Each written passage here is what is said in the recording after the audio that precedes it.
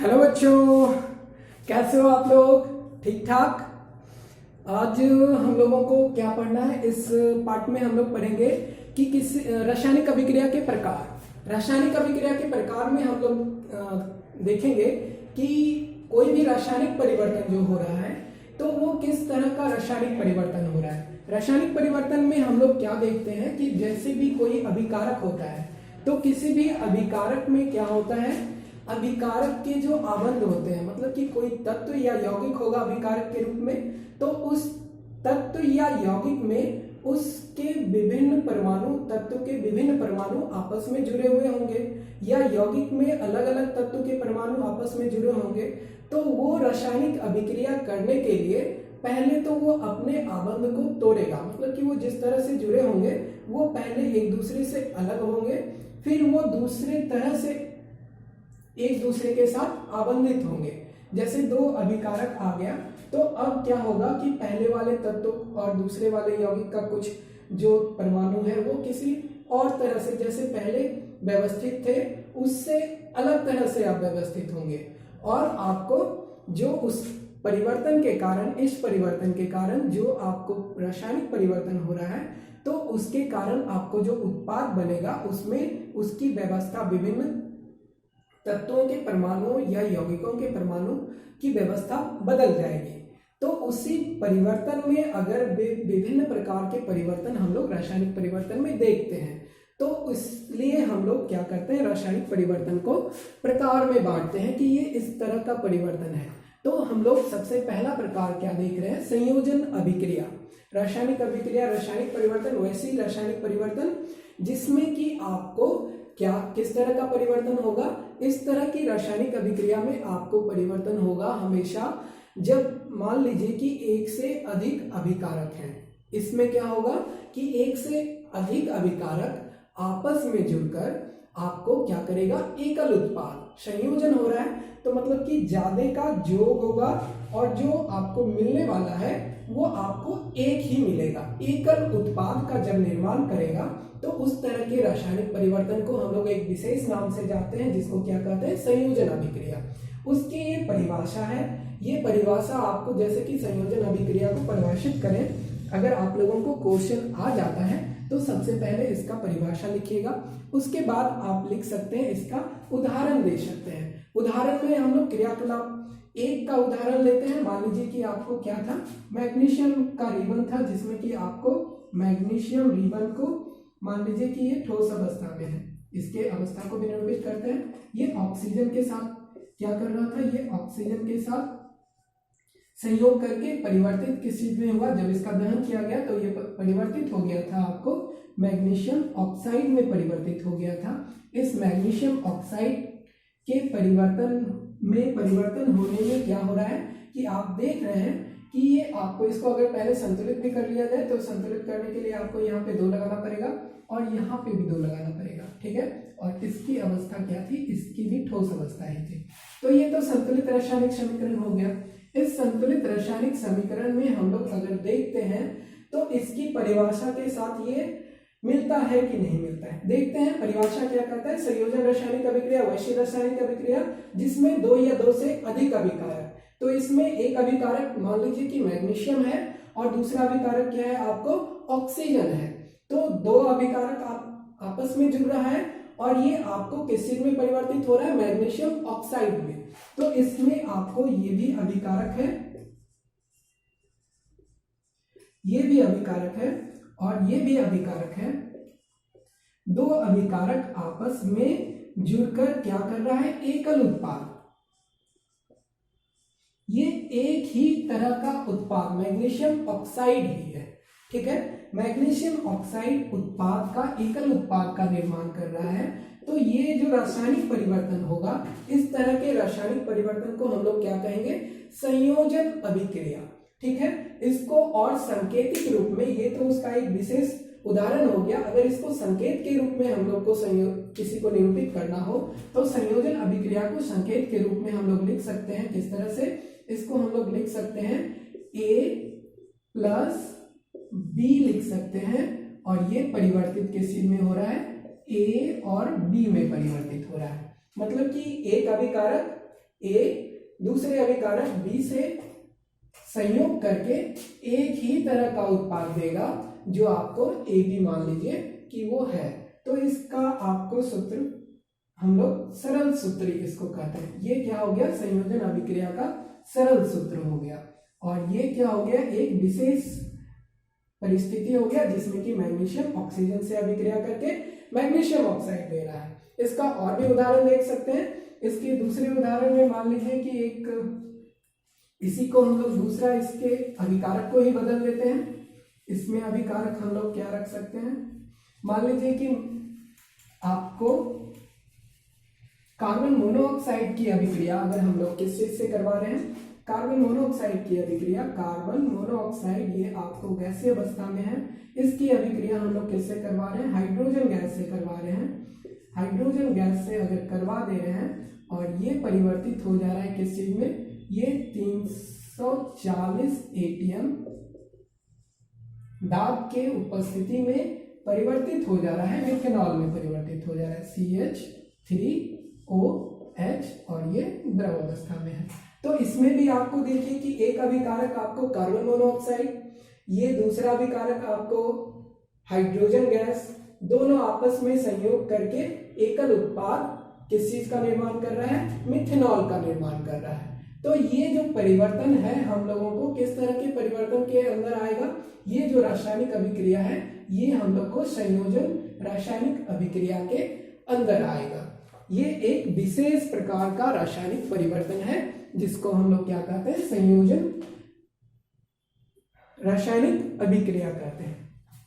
ठीक है, अब हम लोग दूसरे तरह की रासायनिक अभिक्रिया में देखते हैं जिसमें कि वियोजन रासायनिक अभिक्रिया होगी। उसमें उसकी परिभाषा क्या होगी, उसमें आपको जो परिभाषा होगा उसमें इसके परिभाषा के जस्ट के बिल्कुल उल्टा होगा, मतलब कि दूसरे तरह का रासायनिक अभिक्रिया होगा।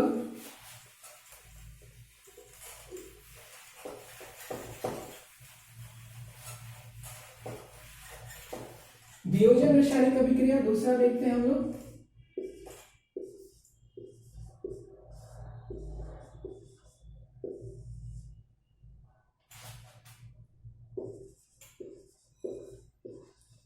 वियोजन अभिक्रिया अगर देखेंगे तो इसकी इसकी क्या परिभाषा होगी, इसमें वियोजन में होने वाला है कि एकल उत्पाद, इसमें आपको संयोजन में क्या हो रहा था, एकल उत्पाद का निर्माण हो रहा था। अब क्या होगा कि इसमें एकल अभिकारक, जिसको हम लोग क्या कहेंगे, अभिक्रमक भी कह सकते हैं, अकेला है तो उसको अभिक्रमक कहेंगे।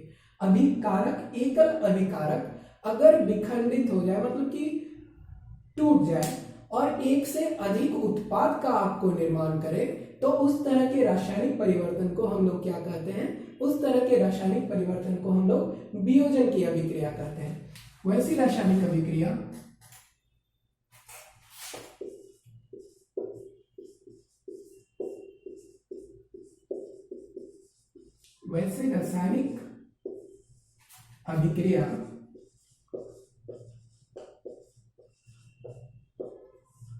जिसमें एकल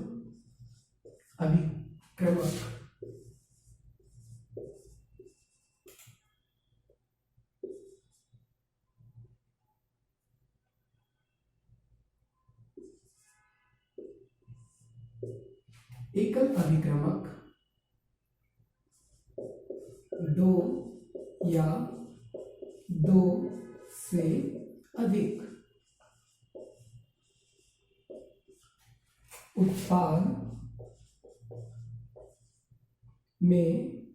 उत्पाद प्रदान करे।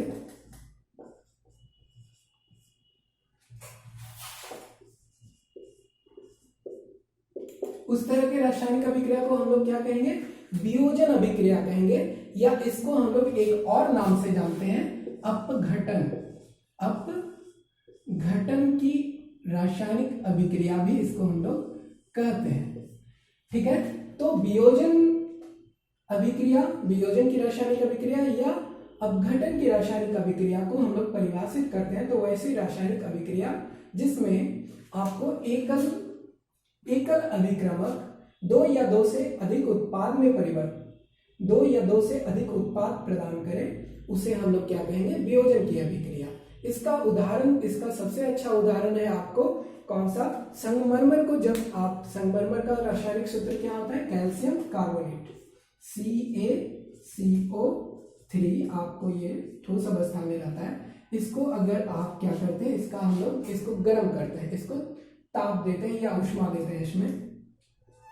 इसमें अगर हम लोग उष्मा देंगे तो ये विखंडित किस चीज में हो जाता है, ये विखंडित हो जाता है कैल्शियम ऑक्साइड, जिसको हम लोग कली चूना कहते हैं, और कार्बन डाइऑक्साइड। संतुलित है, ये संतुलित रासायनिक समीकरण है, ठीक है। ये ठोस अवस्था में होगा और ये गैसीय अवस्था में है। तो ये आपको किस तरह की रासायनिक अभिक्रिया को दर्शाता है, ये आपको वियोजन की अभिक्रिया को दर्शाता है। इसमें क्या हो रहा है, इसमें एकल अभिक्रमक है, ये अभिक्रमक या इसको अभिकारक कहिए, अभिकारक है, एकल अभिकारक है। ये अभिकारक आपको एक से अधिक उत्पाद में बदल रहा है। तो इस तरह की रासायनिक अभिक्रिया को हम लोग क्या कहेंगे, वियोजन अभिक्रिया।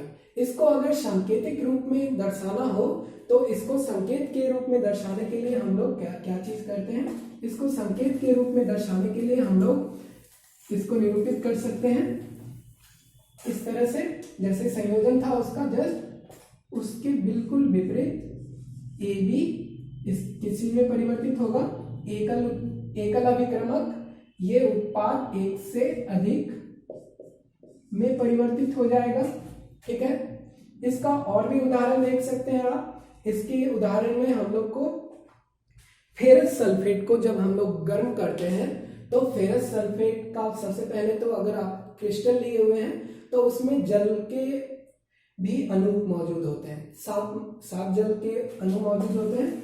जैसे कि अगर फेरस सल्फेट का सूत्र क्या होगा, फेरस सल्फेट का सूत्र होगा FeSO4 7H2O। ये जल है, मतलब कि ये क्रिस्टल है, इसको गर्म कीजिएगा, तापन कीजिएगा इसका, तो इसके तापन के फलस्वरूप इसका 7 अणु निकल जाएगा, इससे ये निकल जाएगा, प्लस ये जो 7H2O रहेगा ये जल गैसीय अवस्था बन के आपको इससे अलग हो जाएगा, ये ठोस अवस्था में ही रहेगा। ये आपको हरा कलर का था, ये किस रंग का था, हरा रंग का था, और इसको तापन करने के बाद ये श्वेत रंग में परिवर्तित हो गया, श्वेत रंग में परिवर्तित हो गया ये, ठीक है। अब इसको फिर से फेरस सल्फेट को जब आप गर्म कीजिएगा तो वो भी क्या दिखाएगा आपको, वो भी विखंडन अभिक्रिया दिखाएगा। तो उसको हम लोग निरूपित करते हैं, उसको निरूपित करने के लिए क्या चीज यूज करते हैं, उसके लिए हम लोग सर्किट में दिखाते हैं हम लोग क्या,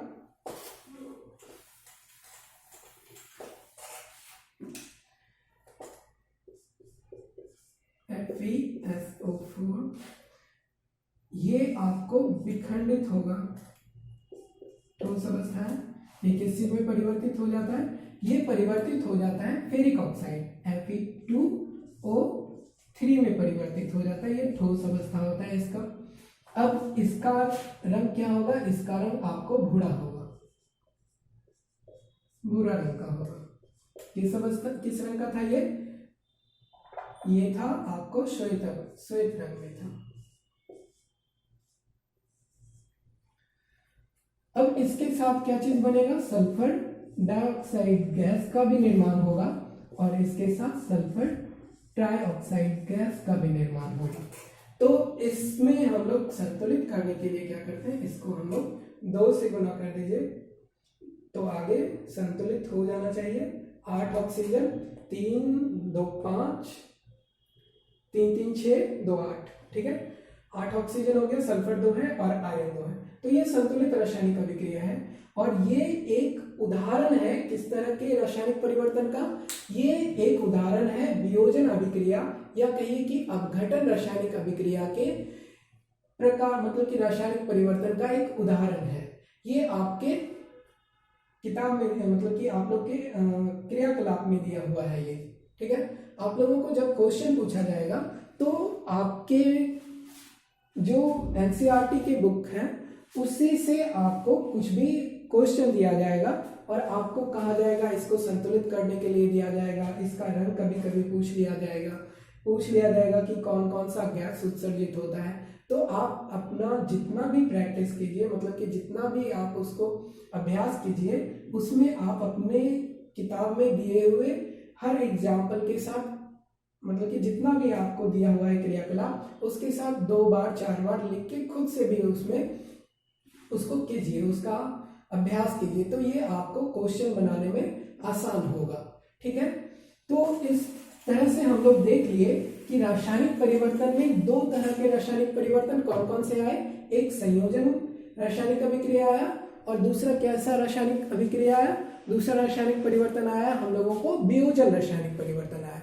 तो संयोजन और वियोजन के बाद हम लोग तीसरे तरह के रासायनिक अभिक्रिया को अगले ही भाग में देखेंगे, ठीक है। तो उसमें हम लोग क्या देखने वाले हैं, उसमें हम लोग देखने वाले हैं संयोजन वियोजन के बाद, उसके बाद विस्थापन की अभिक्रिया देखेंगे, विस्थापन देखेंगे, उसके बाद द्विविस्थापन देखेंगे, ठीक है। ठीक से पढ़िए, फिर आते हैं नेक्स्ट वीडियो में।